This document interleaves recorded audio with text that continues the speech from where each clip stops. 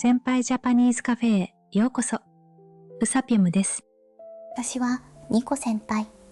今夜はもう寝ぼけ声でごめんにゃ。今日はいつもと違って特にテーマを決めてないんですよね。そう、寝る前にダラダラ喋るだけのたわいない会。だから聞きながら寝ちゃっても全然いいんです。むしろ途中で眠くなったらそのまままどろんでね。前回はちょっと頭を使う固めの話でしたもんね。気を張る内容だったから今夜はその反動でゆるーくいこう。気楽にぼんやりって感じですね。そうそう、今日は脱線してもいいし、話があちこち飛んでもいい。夜のおしゃべりってそういうものですもんね。しかしまあ、ようやく梅雨が明けそうだね。本当ですね。ここ数日ジメジメした空気が続いてましたもん。梅雨が明けると一気に夏本番。セミがワシワシ鳴き出すやつ。あの音。夏が来たなーってしみじみ思いますよね。そうそう。でも今年は七夕の頃がまだ梅雨の真っ只中だったみたい。去年は七夕、もうすっかり夏だったのに、年によって全然違うんですね。まあそういう移ろいをのんびり眺めるのも一興でね。今日、趣があるって意味のちょっと大人な言い方ですよね。そうだね。夜も酔いの口はまだ蒸すけど、更けると少し涼しくなる。初意の口って夜になりたての時間のことでしたっけ？そう、日が暮れて間もない頃合い。窓を開けてゼーズを取るのが心地いい。ルズを取る、涼しさを味わうみたいな風流な言い方ですね。そういう取り留めのない話を今夜はダラダラしていこうか。はーい。じゃあ、ゆるゆると参りましょう。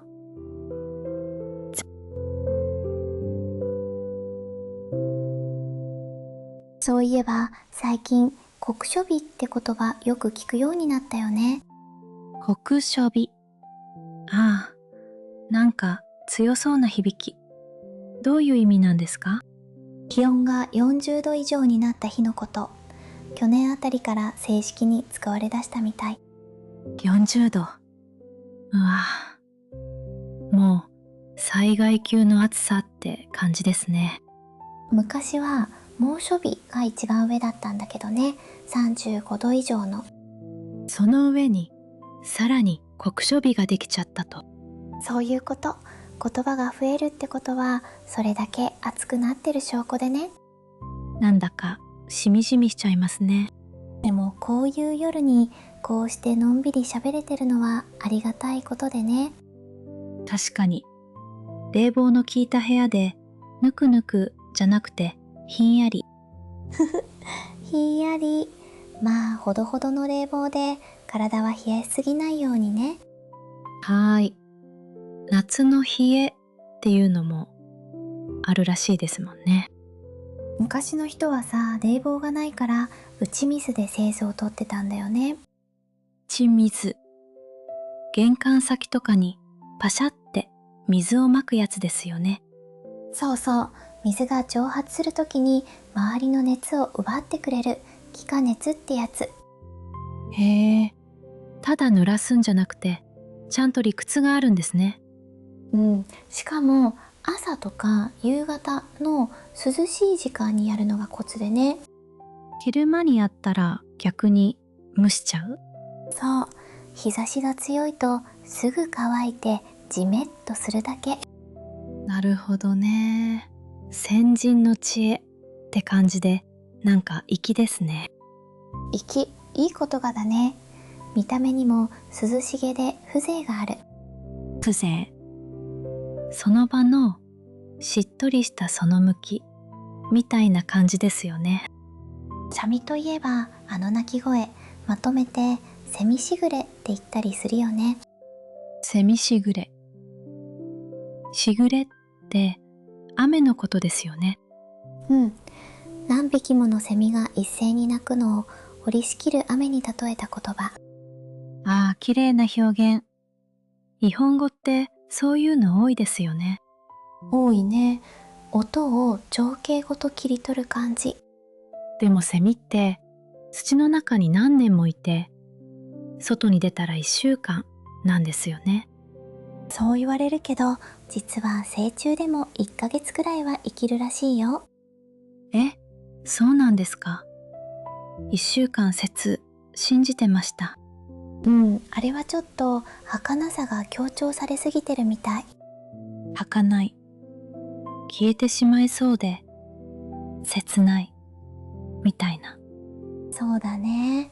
まあ抜け殻を見つけるとなんだかしんみりするけどね。わかります。子供の頃、よく木に集めてました。夏の夕方って急にザーッと夕立ちが来ることあるよね。ありますね。さっきまで晴れてたのに、いきなり。あれ、湿った空気が急に上昇して大きな雲ができるからでね。ゲリラ音ってやつですか。むくむくって盛り上がる。そうそう。で、ひとしきり降るとケロッと止んで涼しくなる。ひとしきり。しばらくの間。たくさんみたいな意味ですよね。あと、晴れてるのに雨が降る。天気雨ってのもあるよね。ありますあります。狐の嫁入りって言うんでしたっけ。そう。不思議な現象だから昔の人は化かされたみたいに感じたのかもね。なんだか幻想的でいいですね。暑い夜に風鈴の音がチリンって鳴るとふっと涼しく感じない？感じます。あれ、不思議ですよね。実際の気温は変わらないのに。そう、日本人はね、音を風が吹いてる合図として覚えてるんだって。音で涼しさを連想してるってことですか。だから育った環境で効果が違うって話もある。面白いよね。へえ、音色一つでそんなに奥が深いな。まあ理屈はさておき、チリンって音はただただ心地いいけどね。それはそう。なんかもうちょっと眠くなってきました。いいね、その調子。まだまだゆるゆる続けるからね。夏の食べ物といえば、私やっぱりかき氷が一番好きなんですよね。いいね。最近は天然氷を使ったふわふわのやつが人気らしいね。口に入れた瞬間スーッと溶けるやつ。あれ感動しますもん。わかる。昔ながらの氷をガリガリ削るのもあれはあれで風情があるけど。しますします。手回しの機械でシャリシャリ。あの音も含めて夏。で急いで食べるとこめかみがキーってなるやつね。なりますなります。あれ、なんで起きるんでしたっけ。諸説あるけど、冷たさの刺激を脳が痛みと勘違いするって説が有力みたい。勘違い。脳って意外とおっちょこちょいなんですね。そうだね。まあゆっくり味わって食べれば防げるらしいよ。でも暑いとついがっついちゃうんですよね。その気持ちもよくわかる。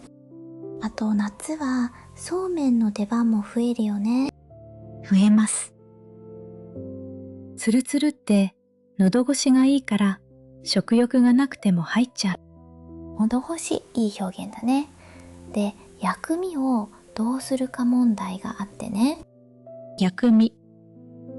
ネギとか生姜とかみょうがとかですよね。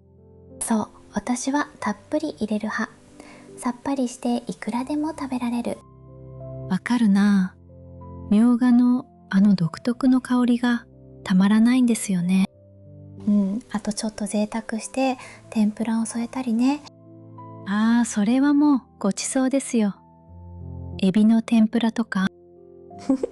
話してたらお腹空いてきちゃったね。夜なのに。夜食は我慢ですよ、先輩。飲み物はさ、夏はやっぱり麦茶を切らさないようにしてるんだよね。麦茶いいですよね。カフェインがないからガブガブ飲めるし。そう、冷蔵庫でよく冷やしたやつをね、ミネラルも補給できるだし。熱中症対策にもいいって言いますもんね。あとはラムネとかサイダーのシュワッとした感じもいいね。ラムネ、ビー玉の入った瓶の。押すのちょっと苦戦するやつ。そうそう、プシュッと開ける瞬間の達成感ね。達成感。夏祭りの屋台で飲むとまた格別なんですよね。格別。雰囲気も味のうちだからね。昔は夕涼みって言って日が暮れてから外に出て涼んだんだよね。夕涼み。縁側でうちわをパタパタみたいな。そう、その光景で、足元では蚊取り線香がくゆってるの。くゆる。煙がゆらゆら立ち上る感じですよね。あの匂いを嗅ぐとなんだか郷愁を誘われてね。郷愁。懐かしくてちょっと切なくなる。あの気持ちですね。そうそう、理屈じゃなくて体が覚えてる匂いってあるよね。あります。私、雨上がりの土の匂いとかも好きです。あれね、ペトリコールっていうちゃんとした名前もあるらしいよ。え、名前あるんですか？なんか急におしゃれになりましたね。そういえば暑い日こそあえて熱いお風呂に入るのいいんだよ。この暑いのに？ちょっと想像しただけで汗が。それがね、湯上がりにスーッと汗が引くとかえって涼しく感じるの。なるほど。一回体を温めてからっていうのがミソなんですね。そういうこと。銭湯の広い湯船にゆったり浸かるのがまた格別でね。いいですね。天井が高くて富士山の絵が描いてあるあの感じ。そうそう。で、上がったら腰に手を当てて瓶の牛乳をグイッと。定番ですね。お決まりの流れがなんかいいんですよね。洋式美ってやつだね。でも夏って油断するとすぐ夏バテしちゃいませんか？するね。食欲が落ちてだるくて何にもやる気が起きないみたいな。それです。冷たいものばっかり食べて悪循環になるやつ。そう、だからたまには温かいものも食べた方がいいんだよね。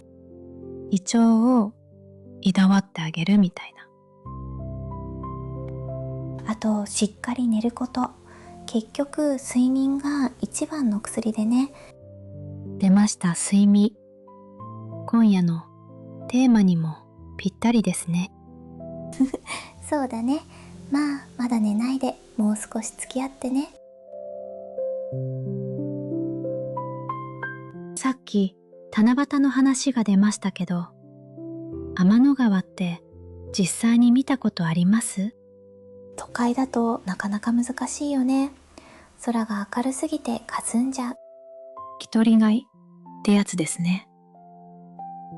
街の明かりで星が見えにくくなる。そう。でも山の上とか離島に行くと降るような星空が見えてね。降るような。うわぁ、それだけで、想像しただけでうっとりします。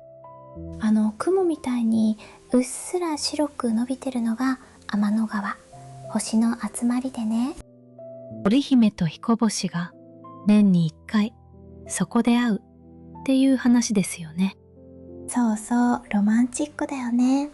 まあ実際は何光年も離れてるんだけど。夢がないでも、そのくらい離れてる方が切なくていいのかも。知人だね、君は。へへ、眠いとなんかしみじみしちゃうんですよ。わかる。夜ってそういう感傷的な気分にさせる力があるよね。そういえば今の時期、京都では祇園祭が一月かけて行われててね。祇園祭、日本三大祭りの一つでしたっけ？そう。中でも山鉾巡行っていう大きな座子が街を練り歩くのが圧巻でね。やんし、豪華な動く建物みたいなやつですよね。そうそう。釘を一本も使わずに組み立てるっていうから驚きでね。釘なしで、職人さんの匠の技って感じですね。うん。しかも1000年以上も続いてる伝統行事なんだよ。1000年。気が遠くなる長さですね。脈々と受け継がれてきた。そういう連綿と続くものってなんだか心強いよね。わかります。自分よりずっと大きな流れの中にいるみたいな。お祭りといえばやっぱり花火大会も外せないですよね。外せないね。ドーンってお腹に響くあの感じ。そうそう。あ、そういえば花火って光ってから少し遅れて音がきますよね。くるくる。あれはね、光の速さと音の速さが全然違うからでね。光の方がうんと速い。と、そう。音は1秒でだいたい340メートルくらい。だからずれる。へえ。じゃあ、光ってから音までの秒数を数えたら、そう。そこまで気づいたか。距離がざっくり計算できちゃうんだよ。おお、3秒なら1キロくらいってことですか？そういうこと。理科の実験みたいでちょっと楽しいでしょ？楽しいです。今度花火見るとき、絶対数えちゃいますね。風流が台無しかもだけどね。夏といえば7月1日に富士山の山開きがあってね。山開き。いよいよ登れる季節になったっていう合図ですよね。そう。夏の間だけ山小屋も開いて登山道も整備されるの。頂上でご来光を見るのが憧れなんですよね。ご来光。日の出のことだけど雲の上から見るとまた格別でね。雲海の上からですもんね。想像しただけでありがたい気持ちに。でもね、標高は高いと空気が薄くて結構しんどいらしいよ。高山病ってやつですか？無理は禁物ですね。そう、ゆっくり登って体を慣らしながらね。何事も焦りは禁物。はーい。まあ、私は布団の中からご来光を想像しておきます。それが一番賢いかもね。暑いのが苦手な人は涼しいところに避暑に行くんですよね。行くね。北海道なんかはこの時期でも朝晩はひんやりしてて快適らしいよ。いいなぁ。富良野のラベンダー畑とか有名ですよね。そう。一面紫色の絨毯みたいで香りもふわっと漂ってて。絨毯。うわぁ、綺麗。ラベンダーの香りってリラックス効果もあるんですよね。あるある。だから安眠にいいって言われてる。今夜にぴったりだね。ほんとだ。あと、ラベンダーのアイスクリームもあるらしいですよ。花のアイス？どんな味なんだろうね。ちょっと想像がつかないな。石鹸っぽいっていう人もいるみたいですけど、それは好みが分かれそうだね。でも一回は食べてみたいですね。話の種に。そういうちょっとした好奇心が旅を豊かにするからね。そういえば昼間暑いとついうとうと昼寝しちゃいませんか？しちゃうね。午後の抗いがたい眠気。抗いがたい、逆らえないって感じですよね。もうまぶたが重くて。でも昼寝はね、20分くらいがちょうどいいらしいよ。短いんですね。もっとがっつり寝たいのに。それがね、長く寝すぎるとかえって頭がぼーっとしてだるくなるの。寝すぎた後の独特の気だるさありますね。そう、スペインとかにはシエスタっていう昼寝の習慣もあってね。お店も閉めちゃうんですよね、その時間。羨ましい文化だな。つい国の生活の知恵なんだろうね。無理せず休む。いいな。日本もそうなればいいのに。同感。まあこうして夜にだらける口実にしよう。でも私、夜になると逆に目が冴えちゃうことあるんですよね。夜更かし体質ってやつね。夜型の人もいるからね。そうなんです。ついつい夜更かしして次の日に後悔する。わかる。でもね、寝る前のスマホの光はほどほどにね。青い光が脳を目覚めさせちゃうっていう。そう、だから眠りの質も下がっちゃう。もったいないよね。耳が痛いです。まさに今聞きながら寝ようとしてる人も。そうだね。まあ画面は消して音だけ聞いてくれてもいいからね。そうそう、目をつぶってね。私たちのたわいない声を子守歌代わりにしてもらえたら本望でね。本望、この上ない喜びみたいな意味ですよね。素敵な言葉。寝つけないとき羊を数えるってやつあるじゃない。ありますね。一匹二匹って、あれ効果あるんですか？それがね、もともと英語のシープとスリープの語呂合わせなんだって。そうなんですか。じゃあ日本語で羊を数えてもあんまり意味ないかもしれない。なんてこった。今まで一生懸命数えてたのに。まあ単調なことを繰り返すのは入眠にはいいらしいけどね。じゃあこの私たちの取り留めのない話もある意味、そう、立派な入眠のお供でね。光栄です。ゆるくて中身がないって褒め言葉ですね、今夜は。動物ってよく寝るよね。特に暑い日はみんな伸びてる。わかります。お腹を出してくでーってなってますよね。あれ、無防備で可愛いよね。まあ暑さで参ってるんだろうけど。でも涼しい場所を見つけるの上手ですよね。ひんやりした床とか。上手上手。本能で一番快適な場所を知ってるんだね。見習いたいです。私も日がない一日だらだら過ごしたい。画面を貪るってやつだね。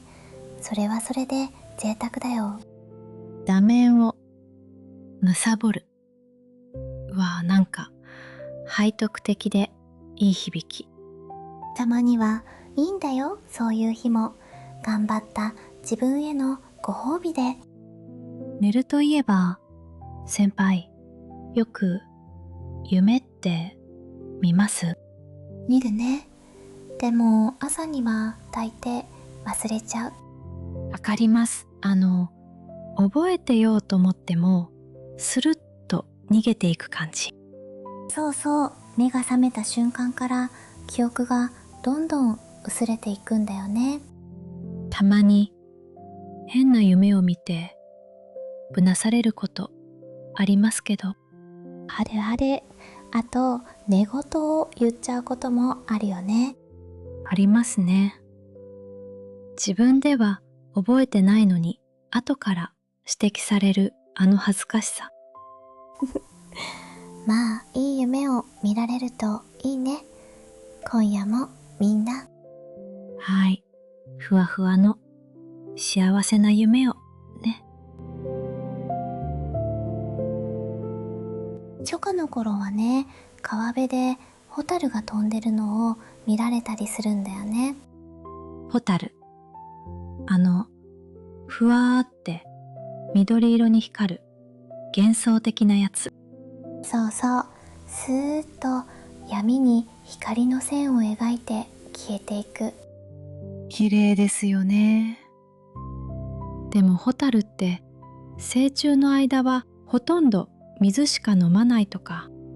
そうなんだよ。ほんの数日の命を光って相手を探すことに使うの。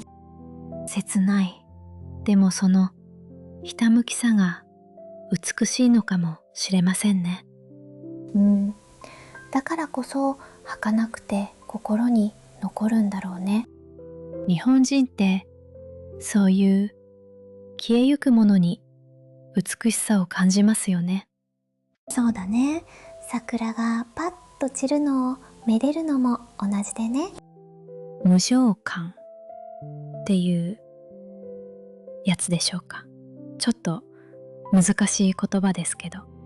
そう、まさに全ては移り変わるっていうものの見方でね。なんだか夜に染みますね。こういう話をしてると子供の頃の夏休みを思い出さない？出します。時間が無限にある感じ。宝物でしたよね。そう、朝ラジオ体操に行って昼は宿題を後回しにして遊んでね。で、夏休みの終わり際に慌てて日記をまとめて書くやつ。あるある。天気なんて覚えてないから適当に晴れにしてね。身に覚えがありすぎます。追い込まれた感じ。でもそういうほろ苦い思い出も今となっては愛おしいよね。愛おしい。本当そうですね。あの頃にはもう戻れないけど、だからこそこうして思い出せるのが幸せなことでね。さっき星の話が出ましたけど、宇宙って考えると眠くなりません？わかる。あまりにスケールが大きすぎて頭が追いつかないんだよね。光の速さで何万年とか言われてももう想像の範疇を超えてて、そうそう、私たちが今見てる星の光もはるか昔に放たれたものでね。じゃあもうその星自体はないかもしれないってことですか？そういうこと。過去の光を今見てる。なんだか不思議でしょ？不思議。壮大すぎて自分の悩みがちっぽけに思えてきます。そうなんだよ。悩んでるのが馬鹿らしくなってくる。いい効能でね。宇宙、すごい。眠れない夜の特効薬かもしれませんね。眠れない時はね、ゆっくり深呼吸するのもいいらしいよ。深呼吸。スーッと吸って、はーって吐く。そう。特に吐く息を長くすると体がリラックスモードになるんだって。副交感神経ってやつが優位になるみたいな。詳しいね。そうそう。緊張がほどけて心がなずいでくる。なぎゅ。海が穏やかになるなぎですよね。素敵な言葉。波が静まるみたいに心も静まる。今みんなでやってみようか。いいですね。じゃあ皆さんもご一緒に。夏の夕方って空が真っ赤に染まることありますよね。あるね。夕焼けを見るとなんだか切ない気持ちになってね。わかります。綺麗なのにどこか寂しい。黄昏時の感じ。黄昏時、昔はお馬が時とも言ったんだよ。大間が時。なんだかちょっと怖い響きですね。薄暗くて人の顔が見分けにくい時間だからね。誰そ彼が由来とも。誰そ彼。あなたは誰って意味ですか？へえ、風情のある由来ですね。そうなんだよ。言葉の成り立ちをたどるのも面白いでしょ？面白いです。何気なく使ってる言葉にそんな物語があったなんて。夏の風物詩といえばスイカも忘れちゃいけないね。スイカ。冷やして塩をちょっとかけて食べるの最高ですよね。塩かける派ね。あれ甘みが引き立つっていう。そうそう。対比効果って言うんでしたっけ？しょっぱさで甘さが際立つ。詳しいね。あと海でスイカ割りっていうのもあるよね。ありますね。目隠しして棒でえいって。あれ、なかなか当たらない。そうそう。周りが右左って言うんだけど余計混乱してね。わちゃわちゃした感じがまた楽しいんですよね。割った後のスイカが砂まみれになるのもご愛嬌でね。夜空といえばお月様もいいですよね。まん丸の満月とか。いいね。月は満ち欠けするから毎晩表情が違うのも味わい深くてね。深月とか半月とか名前がいろいろあるんですよね。あれあれ。満月の少し前の少し欠けたのを16夜なんて呼んだり。16夜。読めない。でも綺麗な響きですね。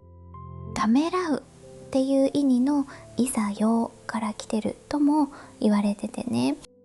月が出てくるのをためらってる。うわー、詩的でしょ？昔の人の感性って豊かだよね。そういえば夏の終わりが近づくと虫の声も変わりますよね。変わるね。セミの声からスズムシとかコオロギの声に移り変わってね。リーンリーンっていう涼しげな音。もう秋の気配。そう、暑い暑いって言ってるうちに季節はちゃんと巡ってるんだよね。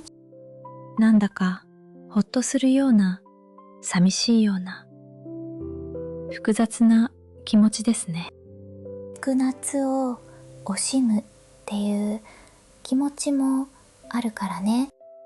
夏の終わりにしんみり線香花火っていうのもいいですよね。いいね。小さな火の玉からパチパチ火花が散る。で、だんだん勢いが弱まってきて、落ちないようにってみんなじっと、そうそう、最後ポトって落ちる瞬間の名残惜しさ。わかります。あれ、夏の終わりそのものって感じで、儚いけど心にじんわり残るんだよね。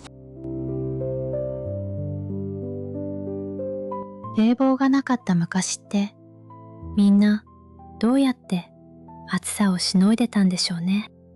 いろいろ工夫してたんだよ。まず基本はうちわで仰ぐ。うちわ。夏祭りで配ってる丸いやつですよね。そう、あと折りたためる扇子。あれは持ち運びに便利でね。先祖息ですよね。パッと開いて、仰ぐ仕草がなんか様になってて。様になる、いい表現。所作が綺麗だと涼しげに見えるからね。所作、立ち居振る舞いみたいな意味ですよね。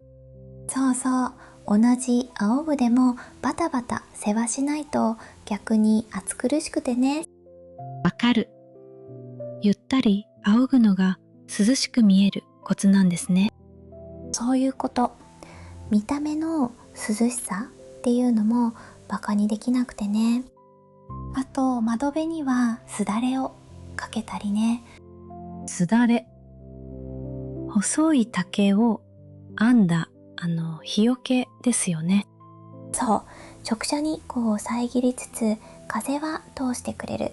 よくできててね。なるほど。カーテンと違って風が抜けるのがいいんですね。そうそう、もっと大きいのはよしって言ってね、立てかけるの。よしず。海の家とかで見るやつですね。日陰を作る。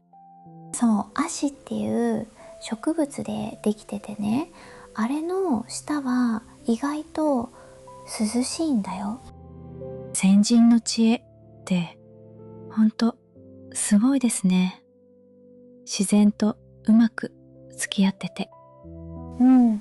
今みたいに電気に頼りきりじゃなかったからね。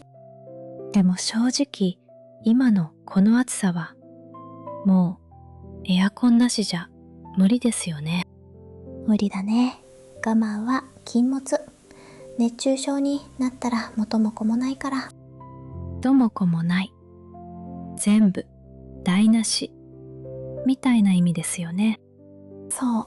扇風機と併用すると部屋の空気が回って効率がいいらしいよ。ああ、聞きます。冷たい空気をかき混ぜるみたいな。そうそう。冷気って下に溜まるからね。上手に循環させるのがコツでね。なるほど。ただつけっぱなしより賢い使い方があるんですね。あと寝るときはタイマーをかけるとかね。冷やすぎ防止に。それ大事ですよね。朝寒くて目が覚めるあの感じ避けたい。そうそう。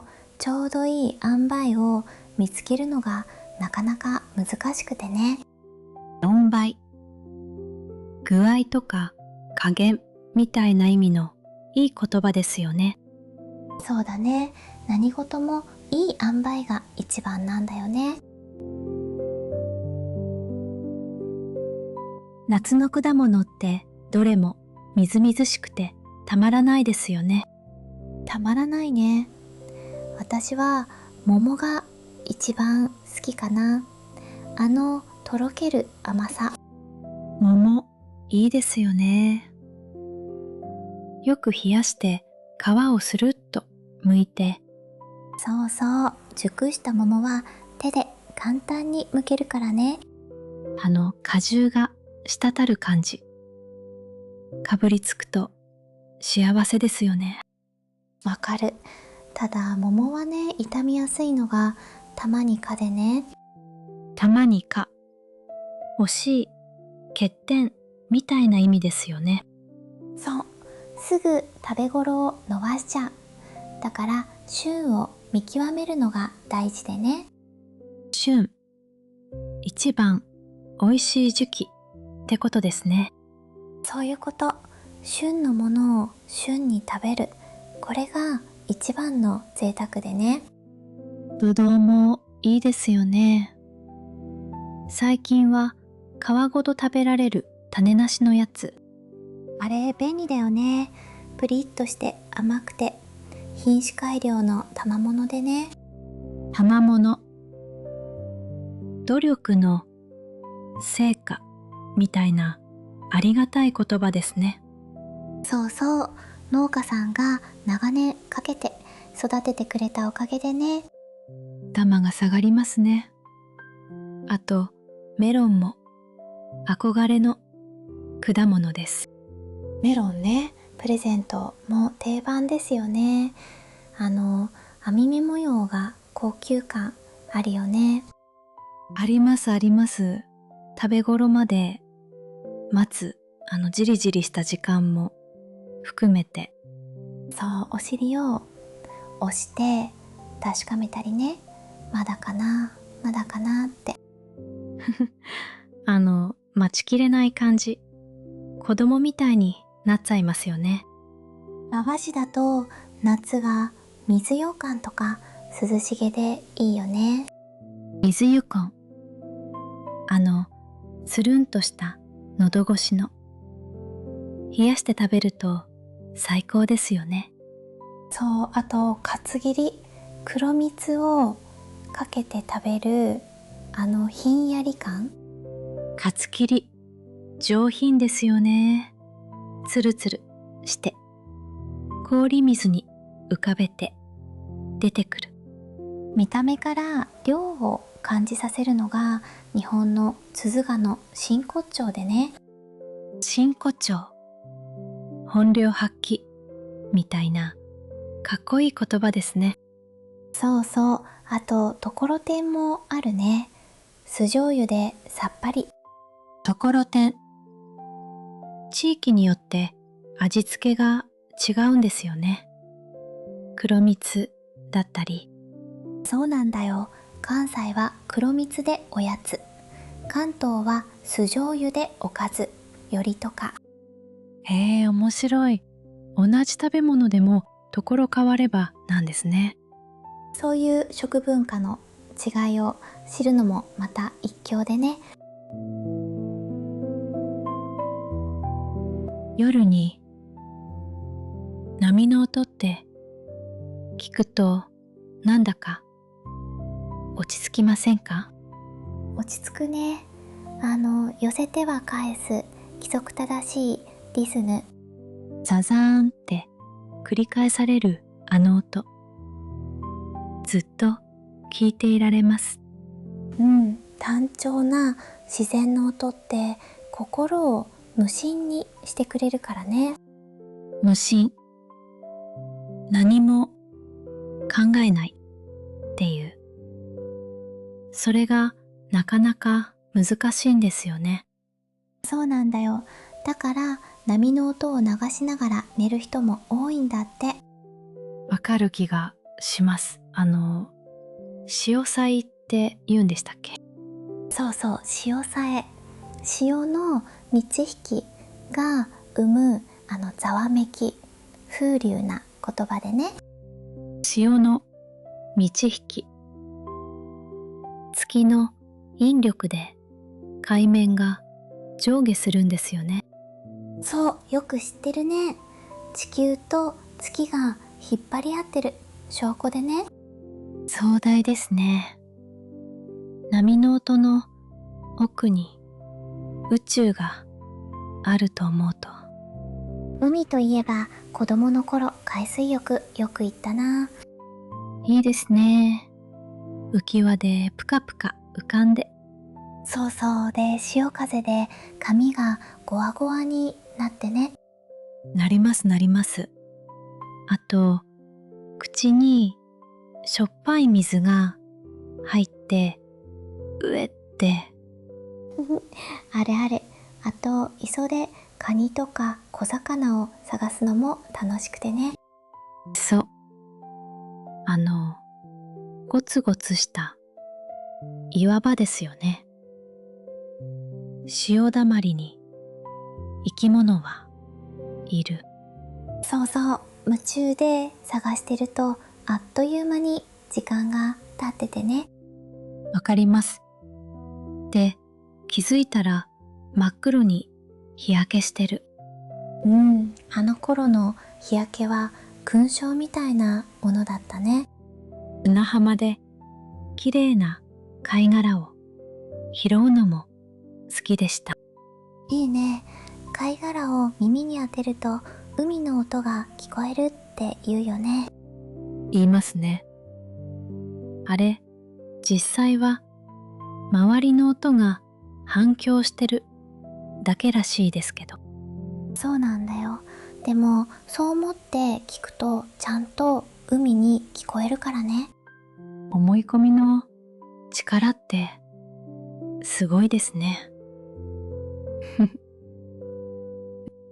あと、海の家で食べる焼きそばとかラーメンが妙にうまくてね。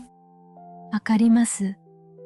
しょっぱい体で食べる味がまた格別で。そうそう。値段はちょっと張るんだけどね。値が張る。高いってことですよね。でも、雰囲気代ですよね。そういうこと。非日常が値段に含まれてるんだよね。夏の空って雲が面白いよね。黙々の入道雲とか。入道雲。上に盛り上がっていく大きな雲ですよね。そう、青空に真っ白な雲がそびえ立つ。あれこそ夏の象徴でね。象徴。夏って言えばあの雲思い浮かべますもん。でもね、雲が発達しすぎると夕立や雷をもたらすから油断は禁物でね。ああ、さっき話した積乱雲ですね。見た目は綺麗なのに。そうなんだよ。美しさと危うさが隣り合わせ。自然ってそういうものでね。深いですね。雲を寝転がって眺めるの私好きなんですよ。いいね。あれ、ぼーっとしてるといろんな形に見えてくるでしょ。見えます。あ、うさぎだとか、あ、ソフトクリームだとか。食べ物と動物ばっかりだね。へへへ、割れましたか。まあそうやって何もしない時間ってのが贅沢なんだよね。そういえば、夕立の後に虹がかかることありますよね。あるね。雨上がりの空気の中に水滴が残ってて光を分けるからでね。光を分ける。プリズムみたいなことですか？そうそう。太陽の白い光が実は七色でできてるって証拠でね。七色。赤、橙、ひげ、緑、青、無邪気でしたっけ？お、よく言えたね。まあ実際は境目なんてなくて連続してるんだけどね。そうなんですか。七色って決めたのは人間の都合なんですね。そういうこと。国によって虹の色の数え方も違うらしいよ。え、そうなんですか？虹は七色が当たり前だと思ってました。国が変われば常識も変わる。面白いよね。あと、青空にスーッと伸びる飛行機雲っていいですよね。あれね、飛行機が通った後にできる細長い雲。あの雲がすぐ消えると晴れ、長く残ると雨だ。近いとか。お、それ当たってるらしいよ。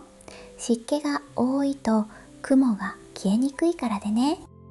へえ、昔の人の言い伝えって案外理にかなってるんですね。そうなんだよ。経験から生まれた知恵だからね。侮れなくてね。侮れない、バカにできないってことですね。勉強になります。こういう取り留めのない知識もたまにはいいものでしょ。夏祭りの話に戻るけど、縁日の屋台ってワクワクするよね。しますします。ずらっと並んだ提灯の明かりだけでもう心が踊って、心が踊る。いいね。まず定番は金魚すくいかな。金魚すくい。紙のポイですくうやつ。すぐ破れちゃうんですよね。そうそう、焦ると破れる。あれはいかに冷静になれるかの勝負でね。わかる。慌ててバシャバシャやると一匹も取れない。そう、水面と平行にそっと差し込むのがコツらしいよ。なるほど。今度こっそり練習して達人になりたいです。いいね。あとヨーヨー釣りもあるよね。水風船の。ありますね。こよりっていう紙の糸で釣り上げる。あれも切れやすくて。そうそう、水に濡れると余計切れやすくてね。あれも慎重さが命でね。縁日の遊びって意外と繊細な技術がいるんですね。そうなんだよ。あと射的。コルクの玉で景品を狙うやつ。射的。あれ当たってもなかなか倒れないんですよね。そうそう、狙うなら軽いお菓子より重心の低いものを下から狙えとか。戦略があるんですね。ただの運じゃないんだ。そう。まあそう簡単には取らせてくれないようにできてるけどね。商売上手。あと型抜きっていうのもありましたよね。あったね。薄い板を絵の形に針でくり抜くあれ。あれ集中力がいるやつ。少しでもかけたら失敗。息を止めてやる。そうそう、張り詰めた緊張感。今思うといい修行でね。修行。食べ物系だとりんご飴とか綿飴も外せませんよね。外せないね。りんご飴のパリッとした飴と酸っぱいりんご。綿飴は口に入れるとスーッと溶けて消えちゃうあの儚さ。また儚さか。今夜何回その言葉使ったろうね。へへ、だって夏って儚さの宝庫なんですもん。宝庫か。うまいこと言うね。夏祭りといえば盆踊りも風物詩ですよね。そうだね。櫓を囲んでみんなで輪になって踊るあれ。櫓、真ん中に立つ高い櫓ですよね。太鼓を叩く。そうそう、どんどんって太鼓の音がお腹に響いてね。踊り、私あんまり覚えてないんですけど、見よう見まねで。それでいいんだよ。周りに合わせてればなんとなく様になるからね。一体感がありますよね。知らない人とも同じ動きをして、老若男女が入り混じって踊る感じがいいんだよね。老若男女、子供からお年寄りまでみんなってことですよね。そうそう、世代を超えて同じ場を共有できる貴重な機会でね。あとお祭りにはやっぱり浴衣を着ていきたいですよね。いいね。浴衣着ると気分がぐっと上がるでしょ。上がります。でも着付けが難しくてすぐ着崩れしちゃう。あるね、帯が緩んできたりね。あれは慣れがいるからね。あと下駄、慣れないと鼻緒で足が痛くなるんですよね。そうそう、靴ずれならぬ下駄ずれ。あれは切ないよね。でもカランコロンっていう下駄の音は風情がありますよね。あるね。音で季節を感じるっていいものでね。うちわを帯に挟んで歩くのも様になりますよね。なるなる。ああいう細やかな演出が粋なんだよね。お祭りの帰り道ってなんだか少し寂しくなりませんか？なるね。あんなに賑やかだったのにっていうあの落差。祭りの後って言うんでしたっけ？後の祭りじゃなくて、後の祭りは手遅れって意味だからね。祭りの余韻かな。余韻、楽しかった名残がじんわり残るあの感じ。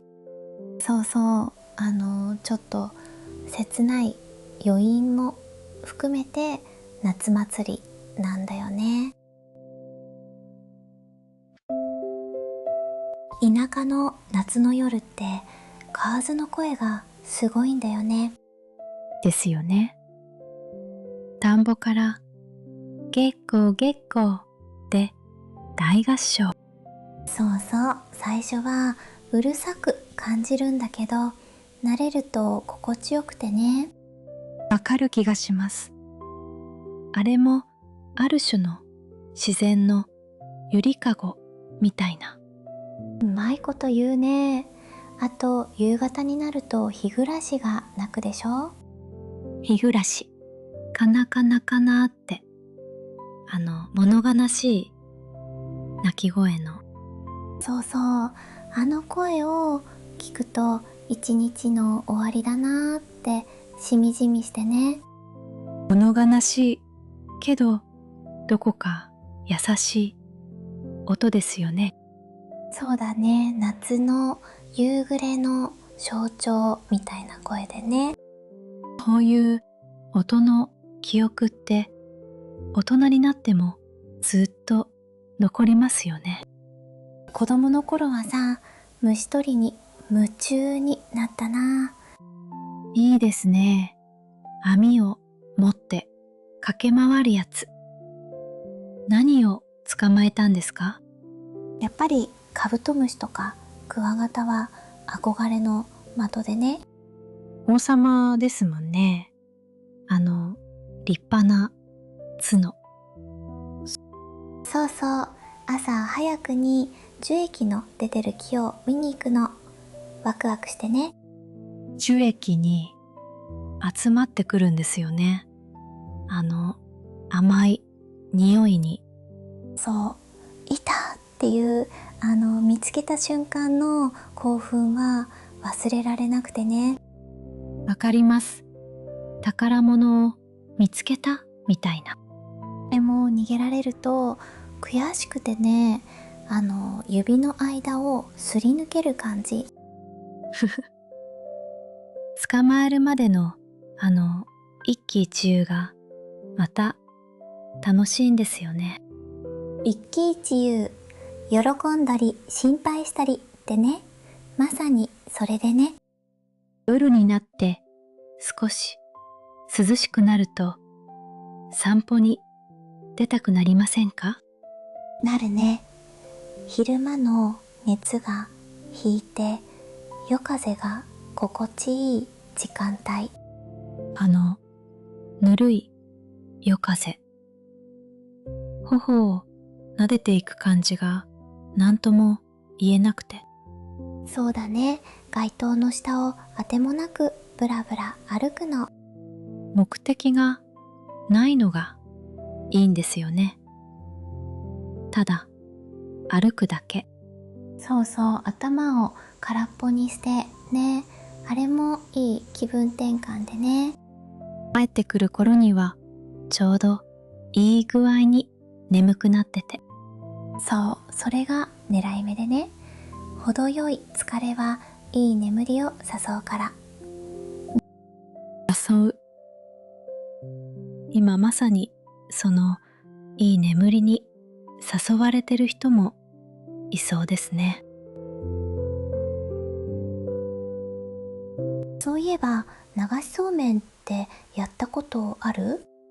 あります。竹の火をそうめんがスーッと流れてくるあれ。そうそう、あれ取り損ねると下流の人に全部持っていかれてね。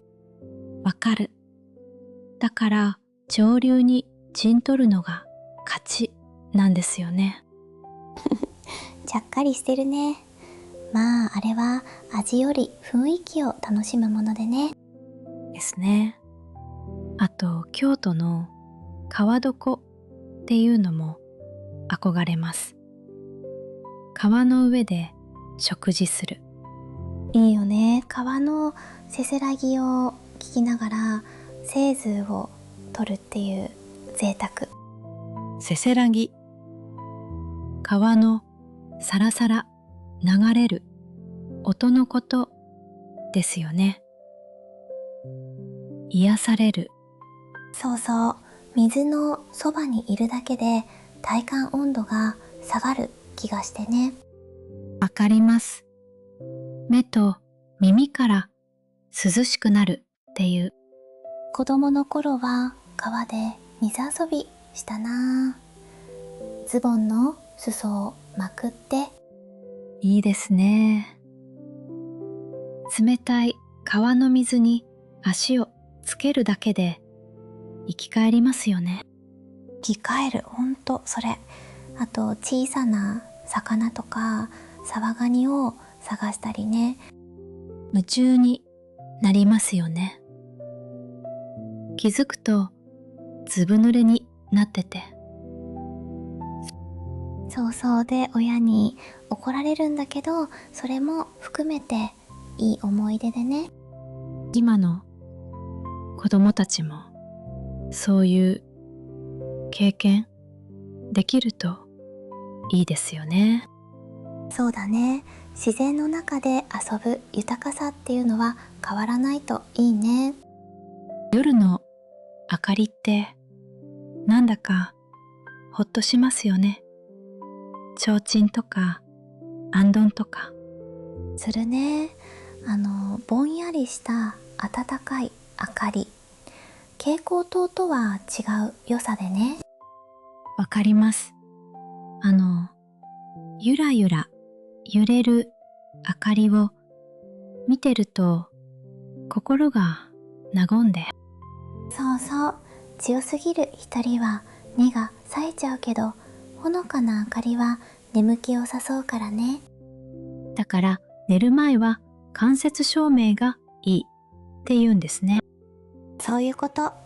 暗さに体を慣らしていくと自然と眠りに入れるからね。今のこの番組の雰囲気もまさにそんな感じですよね。そうだといいな。ほのかな明かりみたいにそっと寄り添えたらね。さっきの星の話に戻るんですけど、夏の大三角ってあるんですよね。あるよ。3つの明るい星を結ぶと大きな三角形になるんでね。その一つが織姫星なんでしたっけ？そうそう、ベガっていう星でね、こと座の一番明るい星でね。で、彦星が別の星なんですよね。天の川を挟んで、そう、アルタイルって言ってね、鷲座の星。2つは川の両銀にいるの。ロマンチックですね。年に一度しか会えないなんて。そうだね。まあ2人をつなぐ橋の役目をするのが白鳥座とも言われてね。足をかけてくれるんですね。優しいお話。同じ星を見て昔の人がいろんな物語を紡いだ。素敵でしょ？紡ぐ。物語を織りなす。みたいな綺麗な言葉ですね。そうそう。星空はいわば大昔からの壮大な絵本みたいなものでね。夏の花だと朝顔とか可愛いですよね。いいね。朝顔はその名の通り朝に咲いて昼にはしぼんじゃうでしょ？そうなんですよね。だから朝起きるのが楽しみになる。そうそう、小学校で育てた人も多いんじゃないかな。夏休みの観察日記で育てました。毎朝水をやってね。つぼみが膨らむのを心待ちにして、心待ち、楽しみに待つっていういい言葉でね。あとひまわりも夏って感じしますよね。太陽を追いかける。するね。まっすぐ上を向いて咲く姿は元気をもらえてね。見てるだけで前向きな気持ちになりますよね。花にもそれぞれ性格があるみたいで面白いよね。日差しが強い日は麦わら帽子とか日傘が欠かせませんよね。そうだね。最近は男の人も日傘を差すようになってきてね。いいことですよね。熱中症対策にもなるし、日陰があると全然違う。違うね。一枚の布が作る日陰のありがたさ。麦わら帽子は隙間から木漏れ日みたいに光が漏れるのも風流で。わかる。実用的でなおかつ夏の風情もある。よくできてるよね。昔の道具ってそういう機能美がありますよね。機能美。無駄がなくて美しい。いい締めくくりの言葉でね。もう少しするとお盆の季節もやってくるね。お盆、ご先祖様が帰ってくるっていうあれですよね。そうだからみんな故郷に帰省してお墓参りをしたりね。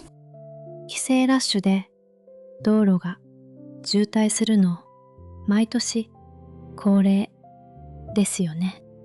そうそう。でも久しぶりに実家に帰るとほっとするでしょ。しますね。実家の独特の匂いとか妙に落ち着く。わかる。それに田舎の夜は静かで虫の声しかしなくてね。都会の喧騒とは大違いですね。ぐっすり眠れそう。ああいう静けさは都会じゃ味わえない贅沢でね。静かなところといえば温泉もいいですよね。いいね。特に露天風呂。自然の中で湯船に浸かるのは格別でね。山奥の人とか憧れます。ひなびた感じの。ひなびたいい言葉だね。素朴でひなびてて風情がある。夜に露天風呂に入って星を眺めながらっていうのが夢です。最高じゃない。湯気の向こうに満天の星。想像しただけで極楽でね。暗く。うわぁ、もうそこで寝ちゃいそう。お風呂で寝るのは危ないから気をつけてね。そうだ、夏はね、大きな流星群も見られる時期でね。流星群。たくさんの流れ星が見られるっていう。そう、8月の中頃にピークを、迎えるやつが有名でね。流れ星に願い事しなきゃですね。3回唱えると叶うって。でもあれ、一瞬で消えちゃうから3回なんてとても間に合わないよね。無理ですよね。いつもあって言ってるうちに消えてる。だからあらかじめ願い事を決めておくのがコツらしいよ。なるほど。用意周到ですね。じゃあ今夜の願いはぐっすり眠れますように。ぐっすりといえば夏は寝具も大事でね。寝具。ひんやりする接触冷感のシーツとかありますよね。あるある。あとそばからの枕とかひんやりして気持ちいいんだよね。枕大事ですよね。合わないと首が痛くなっちゃう。そう。自分にしっくりくる寝具を見つけると睡眠の質が上がるからね。こだわり出すと奥が深そうですね。深いよ。まあ一番は心を穏やかにして床につくことなんだけどね。なんだか話してるうちに本当にトロトロしてきました。いいね。それがこの番組の目指すところだからね。うとうとしながら聞くっていうのがなんとも贅沢で。眠気に逆らわず身を委ねてね。もう頑張らなくていいから。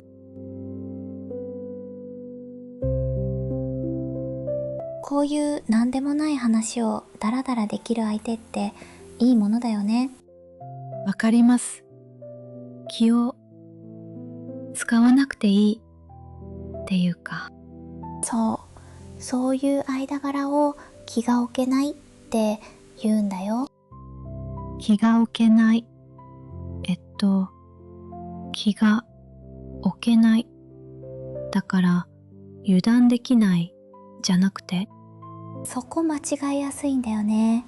実は逆、遠慮がいらないって意味でね。ああ、そうなんだ。気を置く必要がないから気楽ってことですね。そういうこと。例えば気が置けない友人と酔いの口から飲む。いいですね。あと、気が置けない仲間とたわいない話をするとか。まさに今夜の私たちみたいにね。そうですね。気が置けなくて心地いい。もう一度言うね。遠慮のいらない気楽な間柄を気が置けないという。覚えました。誤解の多い言葉だからこそ使えたらかっこいいですね。じゃあ眠くなる前に一つだけそっと練習してみようか。はーい。無理のない範囲で。気が置けないを使って頭の中で一文思い浮かべてみて。気が置けない友達と縁側で涼む。いいね。じゃあ聞いてる皆さんもゆっくり心の中でどうぞ。できましたか？無理ならまた今度でいいんですよ。さて今夜も取り留めのない話に付き合ってくれてありがとう。たわいない話だったけど、ちょっとでも心がほぐれてたら嬉しいです。もう目を閉じてる人もいるかもね。それでいいんだよ。続きはまた次の夜に。焦らずゆっくり行きましょう。良い夢を見てね。おやすみ。おやすみなさい。ゆっくり休んでくださいね。また会おうね。おやすみにゃ。